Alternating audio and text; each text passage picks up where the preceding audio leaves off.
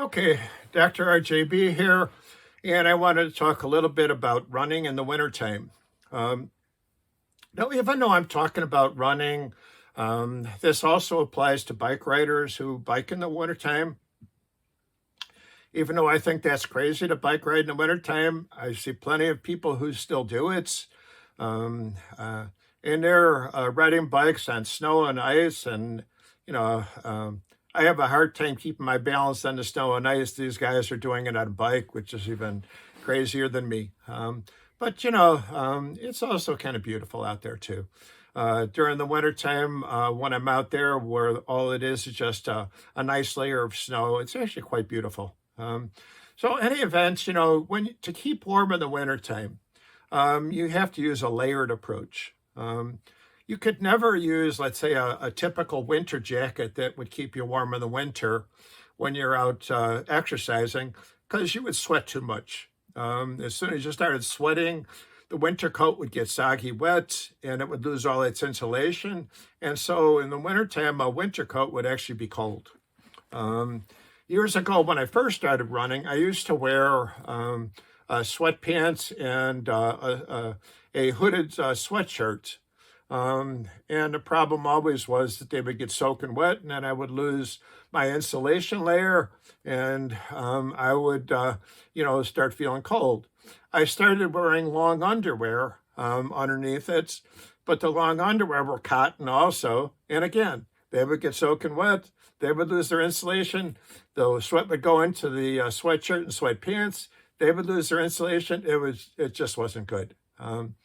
So these days they have a lot of materials that don't hold the sweat. Most of the good stuff is made with polyethylene. So you want a layer of polyethylene type shirt against your skin to let the sweat transport to the next layer. And over that, you want an insulation layer. So insulation can be like a knit material or a heavier polyethylene type jacket or something. It's nice to have a zipper in your insulation layer so you can unzip it and let the cold air in case you get too hot. Sometimes, even though we're dressing so warm, we don't want it to be too warm. The last layer over the insulation layer is a windbreaker layer. So what I use basically is a raincoat. The same material that prevents the rain from coming in also prevents the wind from coming in. And since we're doing this in the Chicago area, we know a lot about wind chill effect around here. And that basically means that if the temperature is, let's say, 30 degrees, but there's a lot of wind, the wind chill may be 10 degrees. So blocking the wind is important. A good pair of gloves. Usually what I do in the wintertime is I'll put a thin glove over my hand, then over that some sort of a mitt that blocks the wind. So a thicker material that once again is a wind breaking layer. On my feet, I wear a pair of insulating socks, and then over that, I wear a rain shoe. Once again, the waterproof shoes, the same membrane that keeps the shoe from letting the rain in also prevents the wind from coming in. And again, if you have wind blowing on your feet, your toes could become numb. So you want something to block the wind on your feet too. On my legs, I usually wear a pair of running tights, which is usually a polyethylene or nylon type material that's stretchy, that's fairly thin, because usually the legs are not the ones that are going to have a problem with the cold. Since you're running, you're moving your legs a lot, you're producing a lot of heat. So the biggest thing with the legs is preventing yourself from having too much sweat down there.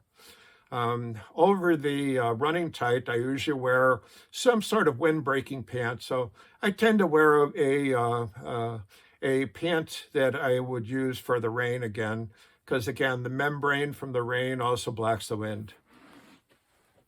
On my head, I actually wear a baseball cap and then a pair of earmuffs to cover my ears.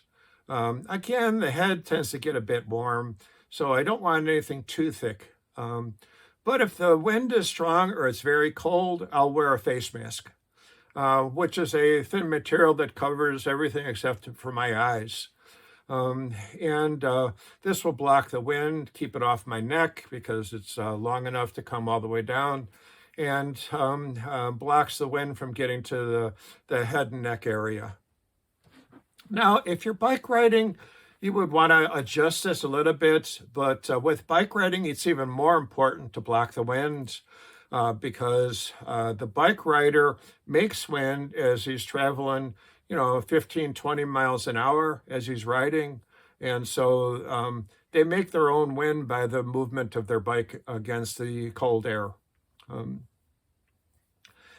Sometimes when it's really icy out, but with not too much snow, I put a pair of ice grips on my running shoes. This is a slip over that goes over the shoe that has a lot of studs that will grip into the ice and basically prevent you from slipping too much. Actually, when I wear those ice grips, I actually prefer to run on the ice rather than the pavement because I have so much traction, and also by staying off the pavement, my feet don't get wet. So this gives you some idea of the layers that you have to have in the wintertime. And like I said, with other sports, the same thing. If you are playing football, if you're in the wintertime, if you're riding a bike in the wintertime, whatever you're doing in the wintertime, you got to have some sort of a layered approach like this to keep yourself warm. Hope this is helpful.